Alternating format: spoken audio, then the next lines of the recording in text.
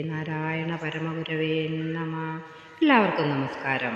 ശ്രീ നാരായണ ഗുരുദേവൻ്റെ നർമ്മം കലർന്ന കൊച്ചു കൊച്ചു സംഭാഷണങ്ങൾ നമ്മൾ നിരന്തരം കേൾക്കുന്നതാണ്. അങ്ങനെയുള്ള ഒരു കൊച്ചു സംഭാഷണമാണ് ഞാൻ ഇന്നിവിടെ പറയാൻ പോകുന്നത്.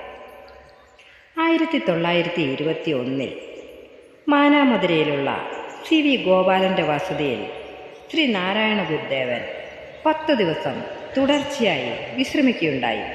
ഈ അവസരത്തിൽ സുബ്രഹ്മണ്യ ഭക്തനായ ഒരു സാധു നിത്യവും വൈകുന്നേരം സ്വാമികളുടെ അടുക്കൽ വന്ന് ശിഷ്യന്മാരോട് കൂടിയിട്ട് സുബ്രഹ്മണ്യ ഭജനം നടത്തി വന്നു.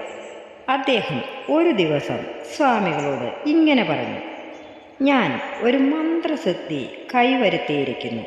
പക്ഷേ എൻ്റെ ഇഷ്ടമൂർത്തി ഞാൻ അപേക്ഷിക്കുന്നതിന് വിപരീതമായ ഫലമാണ് എനിക്ക് തരുന്നത്.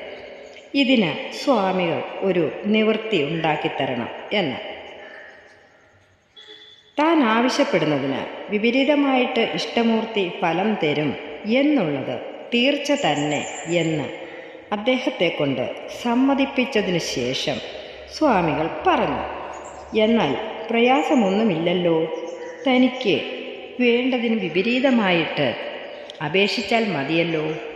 അതായത് പണം വേണമെങ്കിൽ പണം എനിക്ക് വേണ്ടേ വേണ്ട എന്ന് പ്രാർത്ഥിച്ചാൽ മതിയല്ലോ എന്ന് ഗുരു അരുളി.